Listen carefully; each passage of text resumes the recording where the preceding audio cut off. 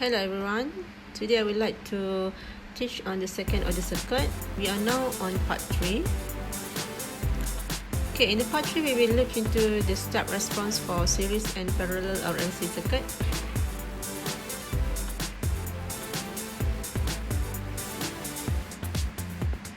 Okay, this is as a revision. As we note in the source-free RLC circuit, we already learned about the 3 types of natural response. So there are overdamped response, we have underdamped response, and we have critically damped response. Each of the responses are different in terms of the alpha and omega naught. So the overdamped case is happen when your alpha is greater than omega naught, where you have real and distinct roots. So we have S1 and S2, both are real and distinct. For the underdamped case, it happens when you have your alpha less than omega naught. This is considered as a complex roots, where you have real and imaginary number for your S1 and S2. And the third one is the critically damped response, where you have your alpha equals to omega naught. This is where your S1 equals to the S2. Okay, this is also a revision for overdamped case. In order for you to have the overdamped response, so the complete solution and its derivative are in the form of Vt equals to A1 exponent S1t plus A2 exponent S2t. And also from this Vt equation, you find the derivative. Okay, in order to solve for A1 and A2, you will need the initial condition of V0 and also the dV0 dt. Okay, so we need to substitute the two ICs over is the initial conditions, where you have your V0, and then you replace all your t in the Vt equation equals to 0. So you will have this equation V0 plus, and the V prime 0 positive is actually the derivative for your equation of Vt. So from here you will get your equation of V0 plus and V prime 0 plus. Both are using the initial conditions. So when you have two equations, then you can solve the A1 and A2. Now let's look at the general solution for underdamped response, where you have your alpha less than omega naught. Remember that your roots now is a complex conjugate pair. So you have minus alpha plus minus j omega d. Okay, so your omega d is actually the damped frequency. The general solution is formulated as Vt equals to A1 exponent minus alpha plus j omega dt plus A2 exponent minus alpha minus j omega dt. However, this is already formulated into the sine and cosine equation. So we have in the pink highlight there, we have Vt equals to exponent minus alpha t times V1 cos omega dt plus V2 sine omega dt. So how are you going to solve for this V1 and V2? Again we will look into the derivative and also the initial condition. So again, you need the two initial conditions, one at V0 positive, so you substitute all the t in the Vt equation equals to 0, and by that one you get the equation number 1, which gives you V1 equals to V0. And for the derivative of Vt, you will have minus I0 over C minus V0 over RC. Then you solve this two equation to solve for the constant V1 and V2. Now let's look at the critically damped response, where your alpha equals to omega naught. So the two identical real roots of S will make your A1 exponent S1 plus A2 exponent S2, but this one is quite not possible.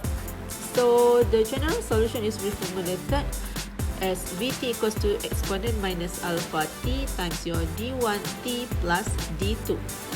So you can solve again this equation using your initial condition at V0 plus equals to D2 minus V0, and the other one is from the derivatives at the initial condition, and it gives you the second equation.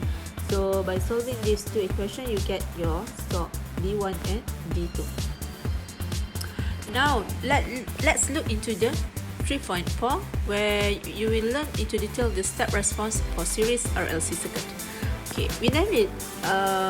You can see that there is R, L, and C connected in series. So this is definitely a series RLC circuit, but you will see that here you have an additional of Vs.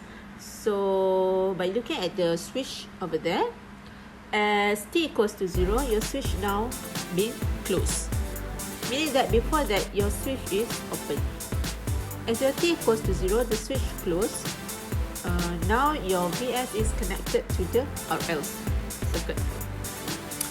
Alright, so the step response is obtained by the sudden application of the DC source Vs.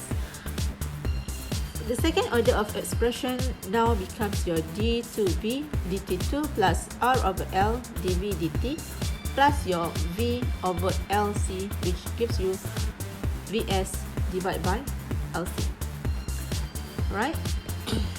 The above equation has the same form as the equation for your source-free series RLC circuit. In the terms of it has the same coefficients, and however it have different circuit variable in the equation. So the one that different in this one as compared to your source-free is you have Vs divided by LC. Okay, if you look into the details or how you analyze the circuit, we analyze the circuit by using KPL, similar to what you have done with the series RLC circuit, because now you share the same current. So we have the voltage drop at the resistor Ri plus your voltage drop at the inductor, which gives you L di dt plus your V0 plus 1 over C integration of IT dt, which equals to your total voltage supply. Okay, remember that in one closed loop, your voltage drop across each of the components should be equals to your Vs. Now you solve for the homogeneous and inhomogeneous ordinary differential equation IT and VCT, and this gives you the di d2i dt2 plus r over l di dt plus I over lc equals to 0. And in terms of the voltage, this can be written as d2vc over dt2 plus r over l dvc dt plus vc over lc equals to vs over lc. So you can see over there that your vs is actually the voltage source. Now the solution to this equation, it should have two components. One is regarding the transient response, your Vt, and the other one should be steady state response, PSS. Okay, so if you combine in terms of the equation, it should give you Vt equals to Vt plus VSST. Right? So the transient response is what you have learned in the three cases: the overdamped case, the critically damped case, and also the underdamped case, where the steady state response is actually the final value of Vt. Remember that the final value, if you have any switch, so you should look at the circuit as t greater than 0, look at the switch and look at the voltage connected to the RLC component. Right? And the values of A1 and A2 are obtained from the initial condition using your initial condition of V0 and dV0 dt. Okay, these are the two initial conditions that should be applied in order for you to solve for A1 and A2.